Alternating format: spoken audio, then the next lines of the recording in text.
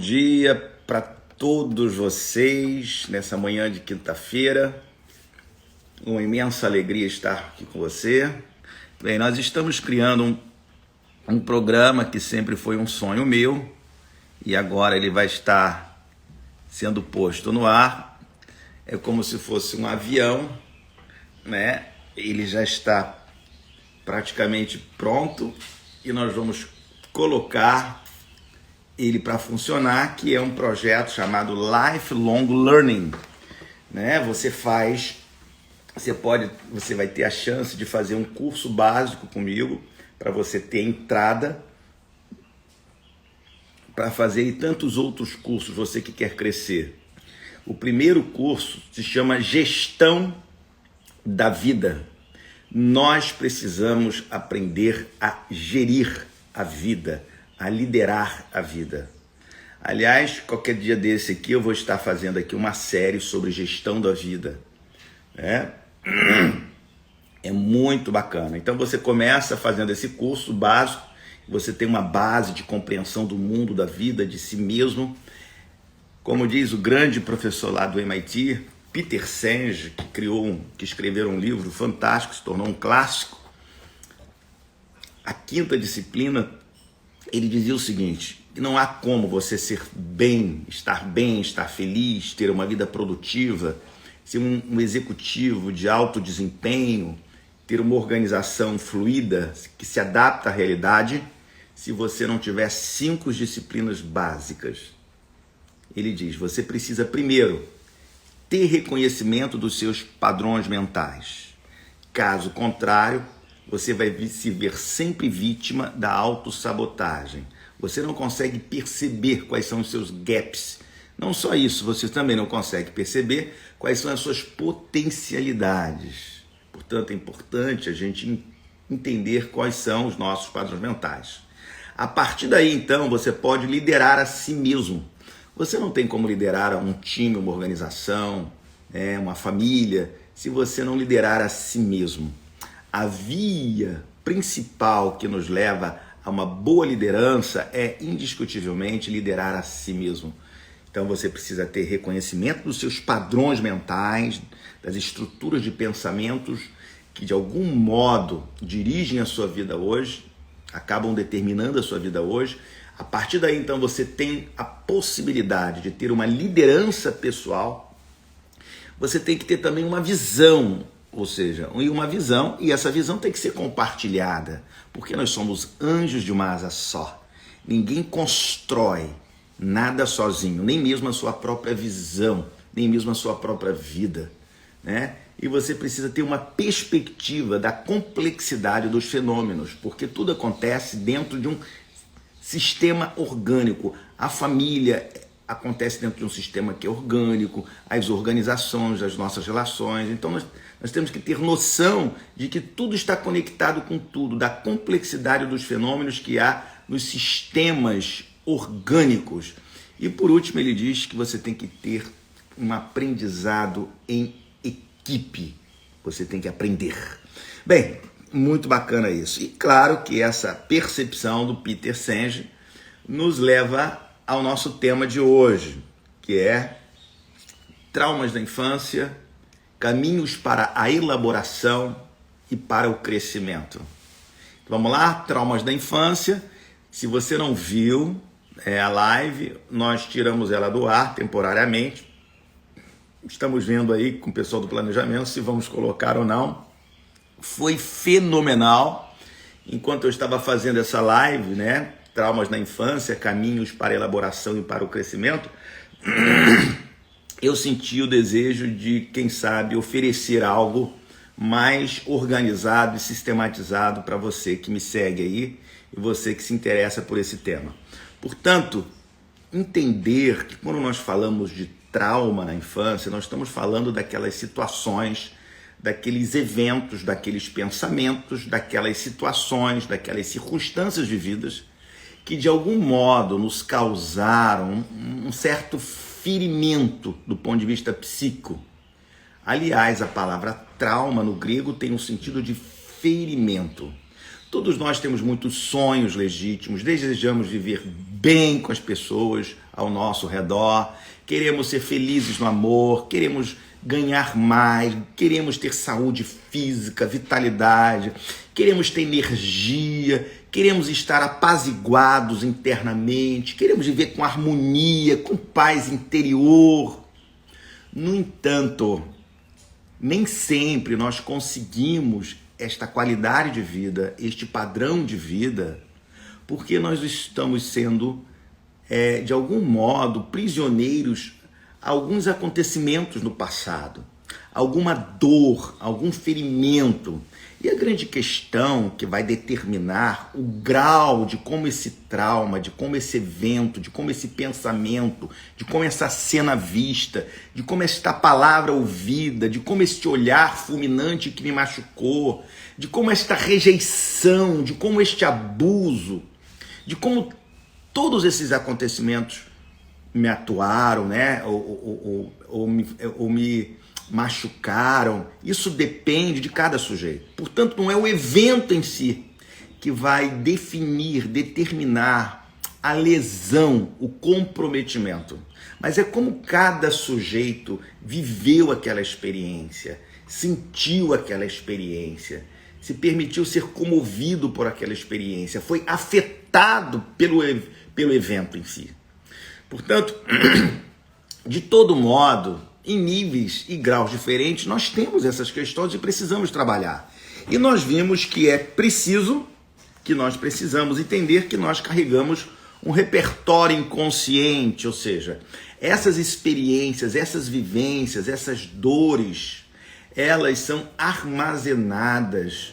Portanto, nós trazemos um repertório inconsciente que vai lançar os seus efeitos, às vezes na forma de sintoma, é um comportamento, é um olhar distorcido para o outro, é uma percepção equivocada do mundo, é uma distorção da fala do outro, é uma autoestima baixa, é uma sensação de inadequação, de fragilidade, de impotência, e por aí vai.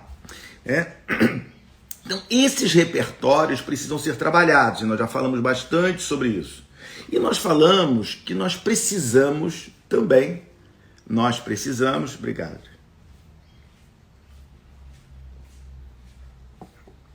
Nós precisamos estar atento, então, à nossa história individual e à nossa história ancestral. E nós já falamos bastante sobre isso. Freud, em certa ocasião, 1913, 1914, em Narcisismo, uma introdução, ele diz que todos nós, cada indivíduo, ele é um elo de uma cadeia transgeracional. Então, por mais que ele queira, que ele deseje suprimir, negar esses acontecimentos dos nossos ancestrais ou essas influências, ainda que ele tente negar, esses comportamentos, eles sempre vêm à luz. Talvez não da mesma forma, não idêntico, mas de alguma maneira eles têm a grande possibilidade de emergir. Por isso é importante, vamos lá, olhe para a sua história, que escolhas você tem feito? Tem mulheres que escolhem sempre homens fracos, tem mulheres que escolhem sempre homens dominadores, homens muito ciumentos e por aí vai. Portanto, olhe para a sua história e olhe para a sua ancestralidade.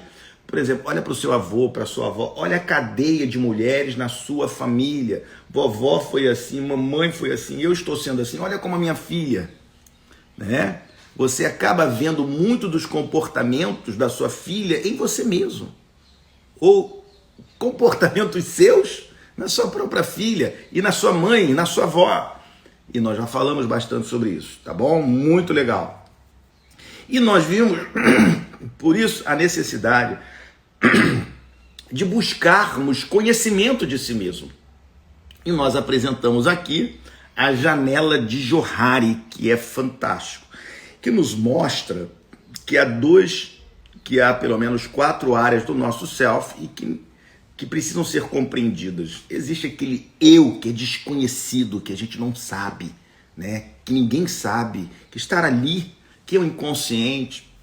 Existe o eu secreto, né? e nós já falamos sobre essas 4 áreas e vale a pena então depois você dar uma olhada. Estou aqui fazendo rapidamente apenas uma revisãozinha para aqueles que não estiveram aqui. Bem, hoje, aproveitando o nosso tempo aqui, eu queria trazer para você mais alguns princípios que são fundamentais, tá bom? Alguns princípios fundamentais. E hoje eu gostaria de trazer aqui quais são aqueles comportamentos que, a grosso modo, nos sabotam. E é um estudo extraordinário, né, do Cesar Chaminade. Bem, na janela de Johari, nós vemos então que tem o eu secreto, é aquela parte do nosso self, que ninguém sabe, só eu, são os meus segredos. Nós temos uma parte do nosso self que é o eu aberto, são aqueles comportamentos que todo mundo sabe a meu respeito e eu também estou consciente deles. Não há dúvida, nem se discute. Luciano é assim, assado, é dessa forma, é assim, por aí vai. Existe aquela parte do self que é o eu cego. E o que é o eu cego? O eu cego é essa parte do self que todo mundo percebe, todo mundo vê, menos eu. Por quê? Está dentro de um campo de percepção que eu não dou conta, que eu não consigo ver. Mas a minha esposa sabe, os meus filhos sabem, os meus parceiros sabem, os meus amigos íntimos sabem. Ou seja, é aquela parte que eu não me dou conta. Quanto mais nós conhecermos esta área, maior se amplia o nosso campo de percepção sobre nós mesmos. Obviamente, maior é o meu nível de autopercepção e maior é o meu nível de autocompreensão. Ou seja, a minha percepção sobre mim mesmo dilata. E não vejo apenas as minhas partes obscuras aí também há muitas possibilidades que às vezes eu não me dou conta. Portanto, hoje eu vou trazer para você os estudos de Chaminade, que é interessante. Nós poderíamos falar muito. Eu tive contato com esse saber por volta de 2013, mais ou menos, e comecei a usar este saber na minha clínica psicoterápica, no meu desenvolvimento de executivos, de CEOs, além de psicoterapeuta. Eu também trabalho como business partner, como business coach, cuido aí de vários CEOs no Brasil inteiro, de grandes organizações, do nível de alta gerência, de grandes marcas, também dou treinamento aí no Brasil inteiro e trabalho muito com essa metodologia e com esse saber. Esse saber tem origem na psicologia positiva e eu tenho falado muito aqui sobre a psicologia positiva, do Seligman, que é a psicologia contemporânea e que nos ajuda a entender o fenômeno humano a partir de um olhar mais positivo. E o que é importante a gente compreender desses estudos de Chaminade? Baseado na psicologia positiva e nos estudos de um camarada chamado Losada. Anote isso aí. Muito bacana. Losada descobriu que existe um quociente de positividade para times de alto desempenho. Ele descobriu que para cada crítica, você precisa, para cada crítica, de 2,96 de elogio, de positividade. Para cada uma crítica, 2,96.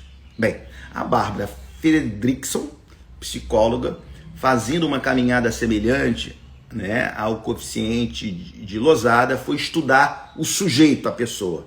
E ela chegou às mesmas referências matemáticas de Losada. E eu vou explicar isso, é muito simples. Então, para cada crítica, preste atenção. Você precisa de 3 elogios. É isso mesmo. Para ficar ali zerado. Agora, se você quer ter níveis de positividade elevada, níveis substancialmente elevados, é 1:6. Vamos lá? Para cada crítica, então, olha para o teu filho. Quantas críticas você já fez para o seu filho? Quantas críticas você já fez com o seu marido? Quantas críticas você já fez com o seu namorado? Quantas críticas para o teu sócio? Quantas críticas para o seu funcionário? 1 crítica para 6 comunicação positiva. A partir daí, então, estabeleceu-se um quociente de positividade. Hoje, de tal modo, nós podemos medir o nível de positividade, de emoções positivas que cada sujeito tem. Eu tenho uma, você tem outra, cada um tem outra. Nos nossos cursos, no Gestão da Vida, uma das nossas propostas é ajudar, primeiro, você identificar qual é o seu quociente de positividade. Esse quociente de positividade tem sido estudado nas psicopatologias, entre casais, entre executivos de alto desempenho, entre CEOs e indivíduos independentes da sua atividade. Por exemplo, hoje nós sabemos que coeficiente baixo demais, um nível baixo de positividade, essa pessoa pode estar com depressão ou com alto nível de ansiedade. Portanto, existe um nível QP para descrever determinadas psicopatologias. Segundo, existe um nível básico de QP para indivíduos que florescem, ou seja, 76 QP. Pessoas com menos de 76 QP vai ter dificuldade de ter uma vida mais bonita, né, mais plena, mais autorrealizada. Casais com QP abaixo de 85 terão muita dificuldade de construir relacionamentos felizes. Isso porque pessoas muito negativas, depressivas, mal-humoradas, né, carrancudas, exigentes, que cobram demais, críticas demais, não conseguem fazer ninguém feliz. Você só consegue construir a felicidade se tem felicidade do lado de cá. Não procure alguém do lado de lá. Seja alguém do lado de cá que você vai atrair alguém do lado de lá. Pessoas com QP alto atraem pessoas com QP alto. Pessoas com QP baixo se ligam a pessoas de QP baixo. Por isso é importante entender que é sempre necessário eu trabalhar com o meu quociente de positividade, né? E existe executivos de times de alto desempenho. Por exemplo, para trabalhar aqui comigo, de modo geral, eu escolho sempre pessoas com acima de 85 QP. Porque vai me dar muito problema. Por quê? Porque o cérebro funciona de uma maneira diferente. Pessoas com QP mais alto são motivadas, elas encontram a solução, elas focam na solução, elas não são críticas, elas são mais amáveis, elas são mais ternas, elas são mais fáceis de lidar. Sabe aquela pessoa que você encontra na rua e você bate um papo com ela e você fala assim, pô, cara, fulano me drena, parece que fulano tira minhas energias. E tira mesmo, porque o QP baixo reduz a sua energia. Então quem tem QP muito baixo, se encontra com uma pessoa com QP baixo, suga tudo.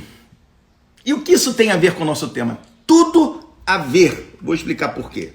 Porque o que vai determinar o seu nível de QP é como a estrutura do seu pensamento funciona. O QP é a quantidade de tempo que o cérebro funciona a teu favor. A sua mente pode ser a sua melhor amiga ou a sua mente pode ser a sua melhor inimiga.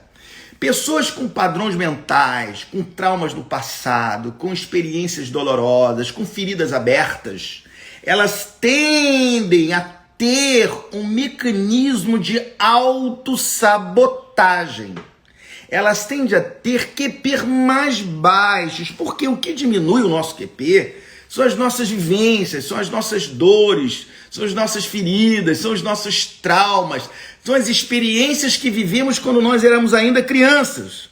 Muitas experiências trazem grandes benefícios, outras nos prejudicam, né? Essas influências da infância vão determinar a maneira como nós sentimos, como nós pensamos, reagimos. Algumas são esquecidas e reprimidas.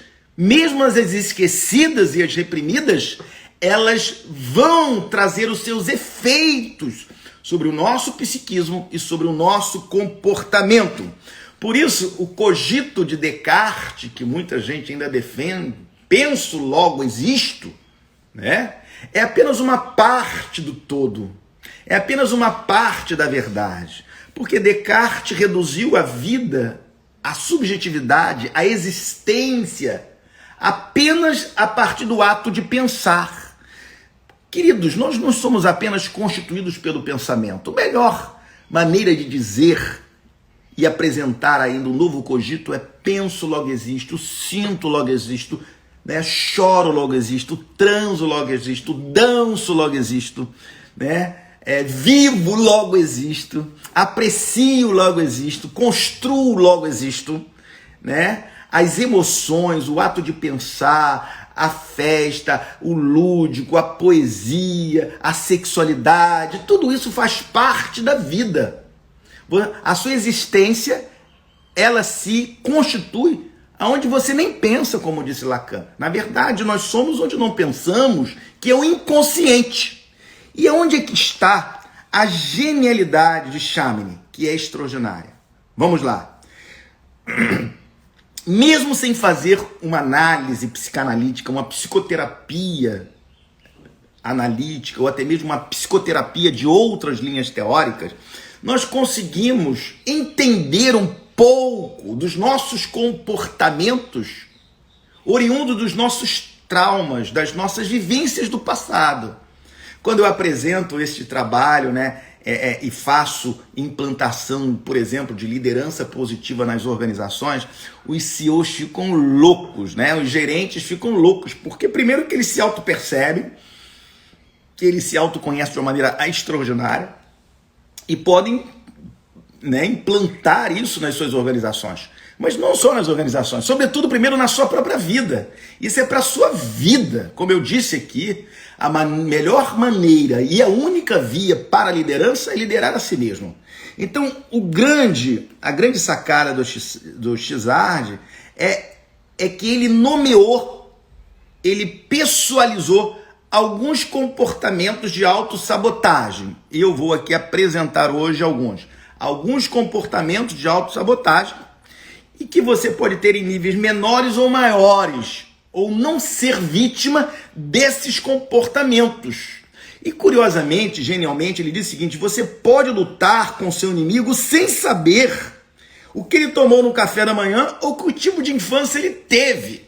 O que ele está dizendo é o seguinte: tudo bem, existem dores, feridas, traumas que tem que ser por uma investigação clínica, psicoterápica, analítica ou psicológica, né? E por aí vai. Mas existe alguns comportamentos que podem ser percebidos. E a genialidade foi criar, né, um assessment para que a gente possa identificar, se auto-perceber, nos autoconhecer, quais são esses comportamentos. Quais são esses sentimentos? 3, quais são essas emoções? Como esses personagens atuam dentro de nós, né? Cada sabotador possui um modo próprio, um modo particular de sentir, de pensar e de agir no mundo. Cada sabotador tem um modo de sentir, de pensar e de atuar no mundo. Alto índice de sabotagem significa dizer que aqueles comportamentos de um determinado sabotador que ele nomeia, que ele pessoaliza, personifica. Ele personifica vários. Eles habitam dentro de nós. Eles pensam, sentem e agem. Esses sabotadores são fruto das nossas vivências e dos nossos traumas. Então, como é que eu vou elaborar os meus traumas do passado? Essa é uma maneira.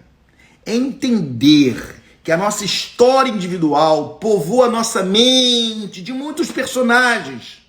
Eles agem, eles reagem, eles interagem, eles dialogam conosco. Eu sempre falo para as pessoas: tão importante quanto o que você fala é como você fala, quando você fala e a maneira que você fala para o outro, mas não para o outro. A autocomunicação, ela é decisiva. Como você conversa com seu próprio self, né? Você fala, você pensa, isso é um diálogo interno. Então, esses sabotadores, eles acabam dialogando com você. E este diálogo interno acabam definindo a sua vida e o seu destino. Por exemplo, você é uma pessoa mega ansiosa, você tem uma estrutura ansiogênica em função de muitas coisas. Você viveu sempre sob ameaça, que seu pai ia embora, ameaça financeira, não tinha onde morar, ficava de uma casa para outra. Você pode ser vítima de um sabotador que ele nomeia de hipervigilante, né? Hipervigilante. E eu vou falar aqui um pouquinho sobre cada, muito rápido para que você conheça. Eu vou apresentar esses sabotadores, que são os nossos padrões mentais, que são as nossas estruturas de pensamento que nos fazem enxergar o mundo a partir de uma lente. Nós não enxergamos o mundo como o mundo é. A realidade é percebida pelo nosso olhar.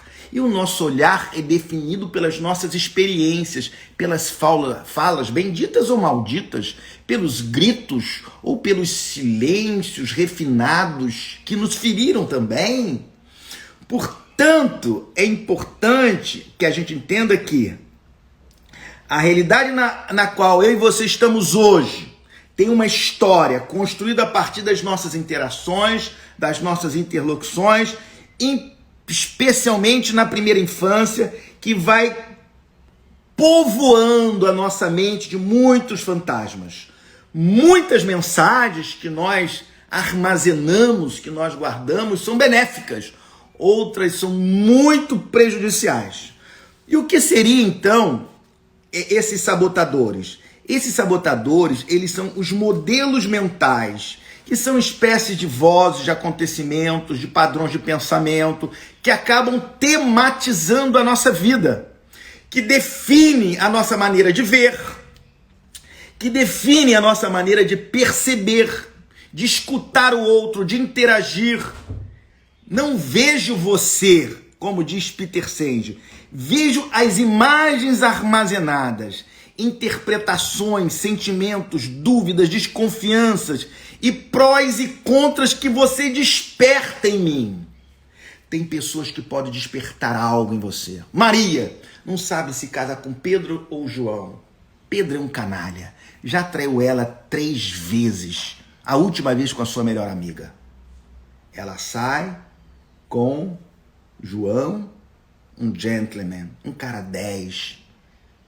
Tudo que essa menina precisava. Chega no horário, leva um buquê de flores para ela, muito elegante, muito educado, leva no melhor restaurante da cidade. Um cara é um poeta. E na semana seguinte, Maria sai com Pedro. Chega atrasado, não liga, né? Já chega reclamando, é bruto e vai jantar com Pedro. Na hora da janta, Pedro pede o seu prato, ela pede o prato depois de comer e Pedro pergunta: você quer sobremesa? Ela diz: não quero. A sobremesa chega, Pedro pega a sua colher e coloca na boca de Maria. Maria diz: não quero, Pedro, por favor. Pedro insiste: não quero, Pedro. Pedro insiste, até doer um pouco o canto dos lábios da Maria. Maria abre a boca e come a sobremesa e diz: seu cachorro. Maria sai de lá convicta que tem que casar com o cachorro do Pedro, mesmo tendo sofrido tanto. São reminiscências, são acontecimentos que estão lá, que nos fazem escolher sem saber porquê. Maria, as poucas lembranças que ela tinha do pai, era quando o pai fazia aviãozinho para ela e dava o papá para ela. Os acontecimentos que podem ter na nossa fase da infância, que podem projetar na fase adulta, são inimagináveis. É claro que não foi apenas esse acontecimento que fez com que Maria optasse pelo Pedro. Possivelmente outras questões estavam em jogo. Portanto, o que o outro desperta em mim está ligado à minha história. Por exemplo, tem pessoas que vão olhar para mim e vão se apaixonar à primeira vista. É isso mesmo. Vai gostar do meu timbre de voz, vai gostar do meu rosto, vai gostar do meu sorriso, vai gostar do meu nariz, vai gostar da forma que eu falo e vai se apaixonar. Parece que é um magnetismo. Eu posso lembrar alguém, eu posso ter alguma coisa das memórias infantis dela, né? Eu posso se vestir como alguém que ela ama demais, como uma seguidora que falava assim: eu não posso olhar para você que eu lembro do meu avô que eu amo tanto, só em te ver eu já te amei, porque você lembrava o meu vovô. Olha que coisa, é a transferência, olha que mistério, né? Isso tudo está dentro de nós. e nós não damos conta. Por isso que o autoconhecimento se tornou tão importante, porque nos ajuda a dar conta de todas essas situações vividas. Bem, quando nós evoluímos, quando nós crescemos psiquicamente, nós alteramos os nossos padrões mentais. Nós elaboramos as nossas distorções. Nós podemos trabalhar com as nossas distrações, com as nossas falsas impressões. E aí nós podemos superar muitos desses sabotadores. Eu vou apresentar rapidamente aqui esses sabotadores. Esses sabotadores são então aqueles padrões. Você pode ter 1, 2, 3. Na minha experiência clínica, eu nunca trabalhei com alguém que se tivesse 3 sabotadores mais de 9, um 9 ponto, que não precisasse de muita terapia. Isso a grosso modo, né? E eu nunca vi alguém que tivesse menos de 45 QP que não estivesse precisando de muita terapia. Portanto, digo para vocês, mulheres, se você tá com esse cara tá com QP muito baixo, a possibilidade de dar certo é muito pequena. Esse cara precisa de ajuda. E o contrário também é verdadeiro. Se você tiver com QP baixo, se você não tiver com QP fluorescente, significa dizer que você tem níveis baixos de positividade. Então você vai ter dificuldade de construir o seu mundo. Você pode ter níveis baixos de engajamento no trabalho. Isso vai afetar a sua vida psíquica. Isso significa dizer que as suas relações não estão muito boas. Isso significa dizer que você está com baixo nível de realização. Isso significa dizer que você não está tendo uma vida de bem-estar psicológico. Então vamos lá. Primeiro, existe aquele sabotador que é universal. E ele é o mais perigoso de todos, que é o crítico. Porque a crítica, ela nos destrói. Quem critica não destrói apenas a reputação do outro. Vamos lá? Ao criticar o outro, você está criticando não apenas o outro, mas você também está reduzindo a sua própria autoimagem, o seu autorrespeito. Porque ao criticar o outro, você também se prejudica porque você perde o seu autorrespeito. Você não respeita uma pessoa crítica. Você não respeita uma pessoa fofoqueira. Você não respeita uma pessoa que fala mal dos outros. É bacana você olhar para o espelho e falar assim, eu respeito esse cara. Eu respeito essa mulher. É o autorrespeito. E o crítico, todos nós temos. São a crítica dos nossos pais, são a crítica dos nossos professores, são a crítica dos nossos amigos. Nathaniel Branden diz, ninguém se torna bom sendo advertido que é mal. Se você quer ensinar ao seu filho um comportamento desejável, não ensina o que não fazer. Você ensina o que fazer. A partir de um mecanismo chamado reflexo ideomotor, nós nos inclinamos sempre a absorver o negativo na fala do outro, mesmo que esse negativo na fala do outro seja uma afirmação. Vou dar um exemplo. Não veja um elefante de vermelho, de bolinhas branca. Não pense nisso. Você vai pensar. Portanto, é importante que eu e você entendamos que a crítica, ela é nociva. Nesse aspecto, o bem é mais forte. Ou melhor, o mal é mais forte do que o bem, do que o positivo, do que o elogio. Então, cuidado com o crítico. Ele encontra defeito em tudo. Tem gente aqui que de repente passou e me olhou e está criticando, porque ele não sabe fazer nada a não ser criticar. Ele tem um senso elevadíssimo de críticas. Pessoas analíticas, elas são mais críticas, é verdade, porque ela tem uma maior capacidade de análise. No entanto, se ela é análise e ela não tem afeto, essa crítica dela é uma crítica vazia, é uma crítica sem produtividade. Então vamos lá, o crítico todos nós temos, mas temos que ter cuidado. A crítica é a grande geradora da ansiedade, do estresse, da raiva, da decepção, da vergonha, da culpa. Então todos nós temos o crítico. E outros sabotadores, eles são atuantes com o crítico, porque o crítico todos têm. E quais seriam os outros? Vou falar aqui, mencionar bem rápido. Insistente, anota aí. O insistente é aquele que tem uma excessiva preocupação com perfeição, ordem e organização em tudo, levado ao seu extremo. O insistente diz para si mesmo: o certo é certo, o errado é errado. E eu sei o certo. Bem, na minha experiência, eu não contrato ninguém acima de 85 de insistente. Contratei uma vez, porque precisávamos. E trabalhamos demais com essa pessoa. Ela cresceu muito, QP lá embaixo, cresceu muito, né? Contratamos por uma questão técnica, porque também não estava encontrando ninguém. A pessoa insistente, ela leva as relações a um nível de estresse absurdo. Para ela, tudo tem que ser como ela pensa. Isso é terrível. As relações não suportam este tipo de comportamento, porque a relação só acontece a partir da troca. E o insistente não lhe permite troca, porque ele sabe tudo, ele pensa tudo, né? E os comportamentos dele são muito prejudiciais. E a mentira que ele conta para si mesmo, que é a racionalização, é a seguinte: sem ele, o mundo não acontece, nada acontece, porque é todo mundo preguiçoso, só eu sei fazer o negócio. Bem, um dia a gente pode trabalhar mais e falando um pouco sobre ele, quem sabe você identificando qual é o seu. O controlador, o próprio nome também já nos ajuda a pensar essa intensa necessidade de estar controlando, estar no controle, controlando tudo. Mulheres muito controladoras casam com homens muito impotentes e frágeis. Mulheres muito controladoras criam meninos muito frágeis. Por quê? O menino se vê impotente diante de uma mãe poderosa e controladora que inibe a sua autonomia, a sua liberdade. Então, qual é o nível de necessidade de controle que você tem?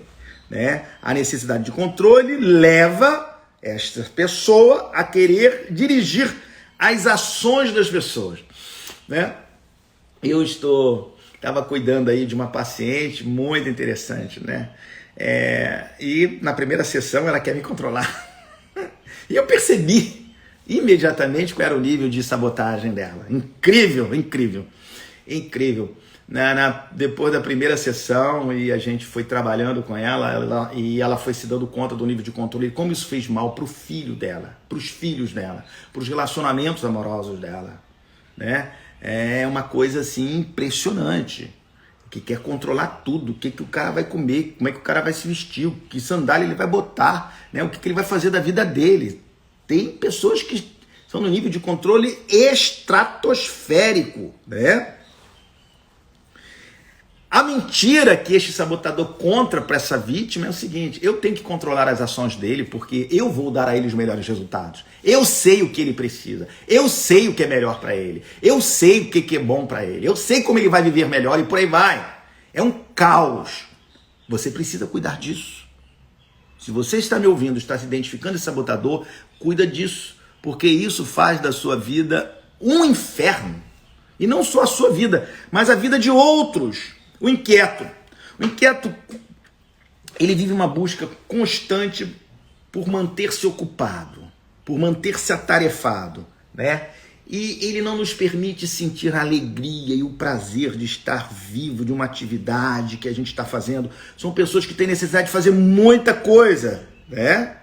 Ou seja, faz com que você perca o foco daquilo que é muito importante. Por isso que quando eu vou fazer parcerias, né, eu quero ver. Agora mesmo acabei de fazer parceria aí com um pessoal muito bacana, muito do bem. A primeira coisa que eu faço, vamos fazer os nossos testes de sabotagem, quero ver o QP de vocês, vamos lá.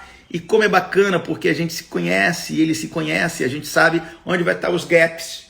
E entender os gaps do outro, entender o sabotador do outro, não nos gera pura e simplesmente uma atitude crítica em relação ao outro, mas nos leva a compreender o outro, a ter mais empatia. E você se torna mais tolerante. sem ser, obviamente, tolerante ao seu extremo, mas tolerante. E ele mesmo se dá conta, é muito bacana, né? E é muito bacana, às vezes, você ver, você fazer, e o teste, você vê que o cara não tem sabotador nenhum. Que coisa bacana, isso é muito legal. É muito raro, né? Mas existem pessoas que não têm sabotador nenhum e tem QP elevado, né? É o caso do Vini, que trabalha comigo. Medimos o teste dele, não tinha sabotador nenhum e estava com QP elevadíssimo e é um fofo. É alto nível de relacionamento impressionante, né? E o outro também, o parceiro Lade, também praticamente não é nenhum sabotador. Isso é bom, são pessoas que estão crescendo, né? São pessoas que estão se auto-percebendo, são pessoas que estão, né, olhando para si. Isso é muito legal. Então, como é que está o seu nível de controle? É demais? Pergunta teu filho, pergunta teu marido, né? Pergunta a sua esposa, pergunta às pessoas que convivem com você.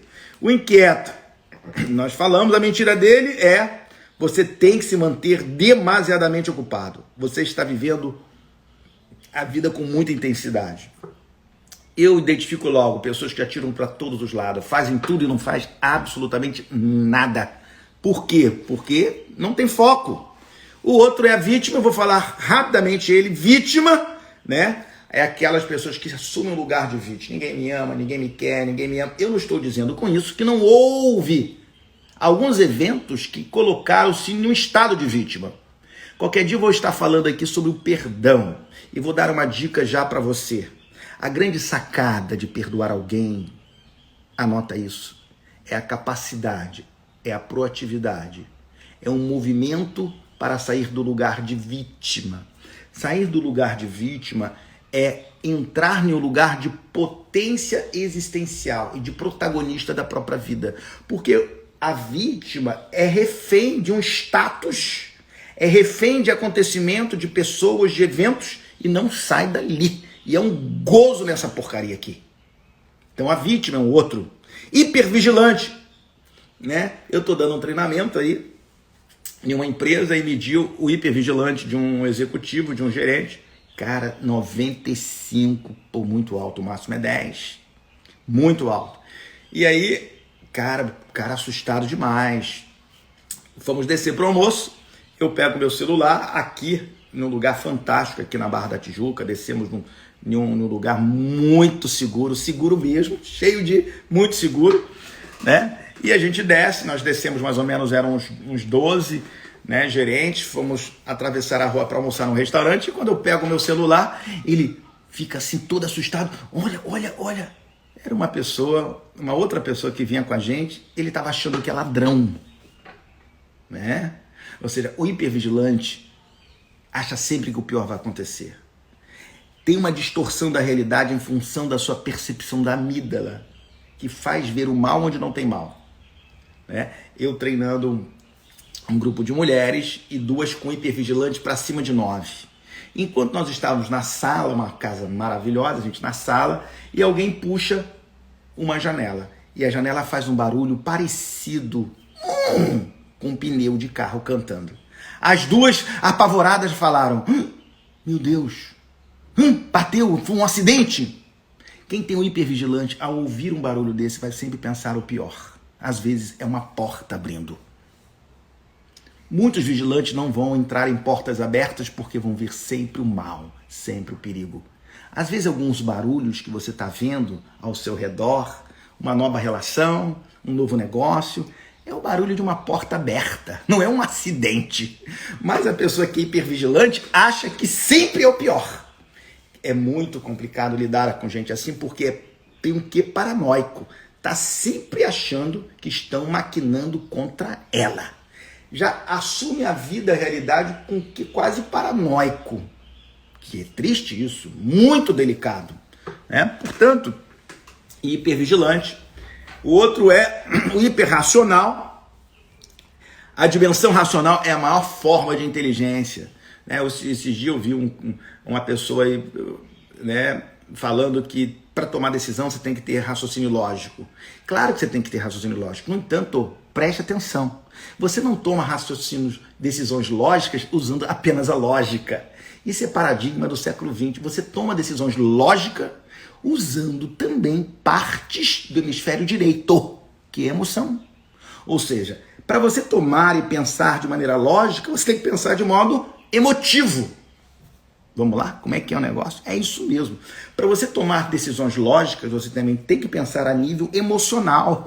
Você tem que estruturar a vida e utilizar parte do seu cérebro que está ligada às emoções. Então, no entanto, o hiperrealizador é mega, só razão, né? Não, gente. Para tomar decisões bacanas do amor tem que usar a razão. Que coisa doida, cara. Você nem é um robô, porra. Que loucura. Eu, hein? Vai usar a razão, mas vou usar o coração. Coração e razão fazem parte de uma mesma realidade. Você usa o coração 100% e usa a razão 100%. Quem vai usar a razão? Gente, a razão produz um mundo desumanizado. A razão produz um mundo que lança nossas crianças nas ruas, né? Que leva as mulheres a serem coisificadas. Nós precisamos da razão, mas nós precisamos da emoção, simultaneamente. Não é 50% um e 50% outro. É 100% os dois. Então vamos lá, esquivo, né? O esquivo é aquele que evita confronto, que evita encontros. E por último, né, o prestativo é aquele que tem maior dificuldade de dizer não, que se prejudica para ajudar as pessoas, que empresta dinheiro quando não deveria mais, né? Que se sacrifica pelo outro e acaba prejudicando o seu casamento, os seus filhos, a sua família, porque ele é muito bonzinho. O esquivo não sabe dizer não, ele confunde ser bom com ser bonzinho. Por isso, nós precisamos estar atentos e nos auto-percebermos de que maneira esses sabotadores não estão nos espreitando e vão nos levar a cometer aqueles comportamentos que reincidentemente insistimos em praticar. E nós temos que ter muito cuidado. Vamos lidar com esses padrões mentais? Quero convidar você, daqui a 30 dias, 40 dias, nós vamos iniciar uma turma muito legal. O pessoal que está terminando agora essa turma sabe como é transformador. As pessoas ficam um pouco perplexas. Se você numa live dessa, você aprendeu tanto, você imagina você fazendo um curso. Você imagina você fazendo esse percurso, uma trajetória para o crescimento. Todos nós temos as nossas dores e os nossos sabotadores e as nossas idiosincrasias, as nossas questões e precisamos lidar com ela. Beijo grande em vocês. Puxa vida, que pena. Queria ficar um tempo mais aqui com vocês. Viu? Beijo grande. Nos vemos até quinta-feira. Coloca a sua sugestão. Esse é um tema super bacana, você não acha? Grande beijo. Fica com Deus.